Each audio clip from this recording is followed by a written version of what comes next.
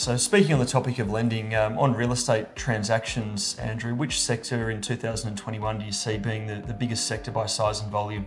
Interesting question, Ross. If you look at the two office and industrial submarkets, back in 2019, the volume was about the same at about 120 transactions. Going to 2020, that roughly halved, and that was pretty expected in terms of COVID and ability to transact and what happened in the marketplace. But what really is interesting in my view is that the office total value is about half, which you would expect from a correlation perspective.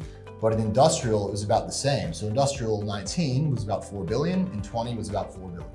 Office, again, 2019, 22.5 billion.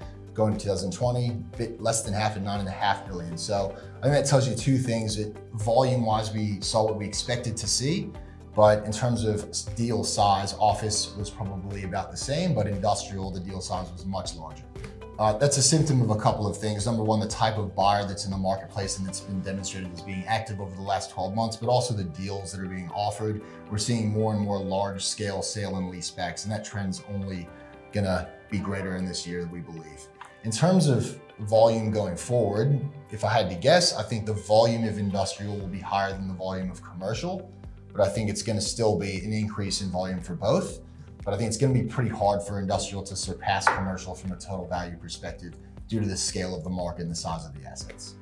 And what about yield compression across the office and industrial sectors? You know, we've seen strong yield compression over the last couple of years. Do you think it'll continue? Do you think it will reverse? What's going to happen over this year?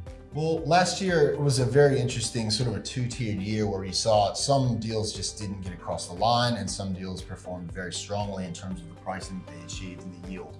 And you have seen yield compression, particularly where you have assets that are very high quality, very stable and secure income profiles. When you look at the bond rates and the interest rates that are occurring in Australia, and also on more of a macro level in terms of cap rates and rates across the Asia Pac region, there's every reason to believe that Australia will continue to reduce to align itself with the greater region.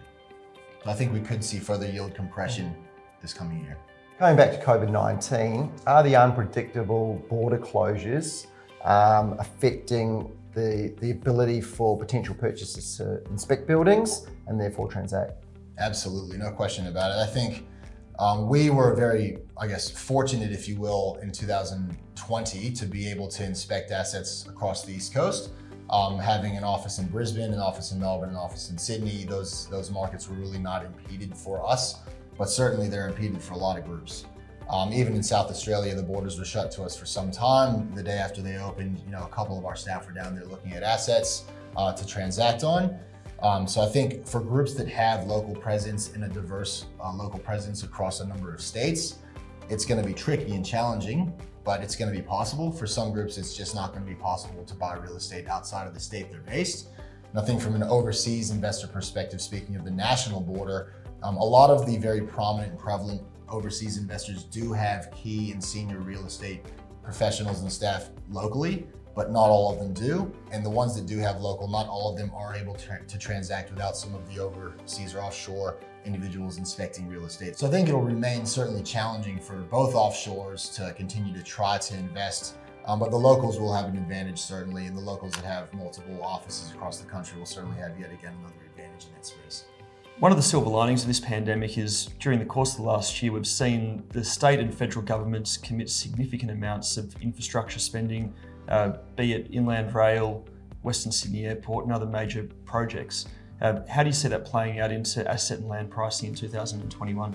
Sort of a no-brainer that clearly that infrastructural expenditure and a long-term expenditure that's forecast is going to increase land value. You're going to have opportunity whereby locations were maybe going from more of a very long-term investment proposition to a very short to medium-term investment proposition where people are happy to start to land bank now to have some income generating assets in the next sort of 5 odd years versus sort of 10 plus years. So I think we're already seeing some land prices increase in some of these key locations. Vadris Creek is the prime example of this. And that's gonna bring forward some investment in that space.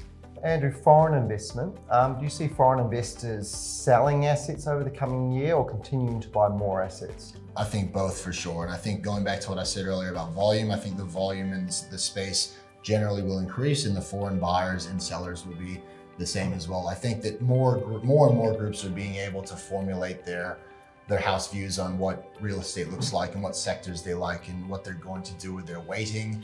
And I think there's also a lot of assets that were sort of rumored or earmarked to go to market in 2020, and they didn't, simply because of logistical reasons, or again, sort of groups not really knowing exactly what they're going to do with those assets at that point in time due to the disruption of COVID.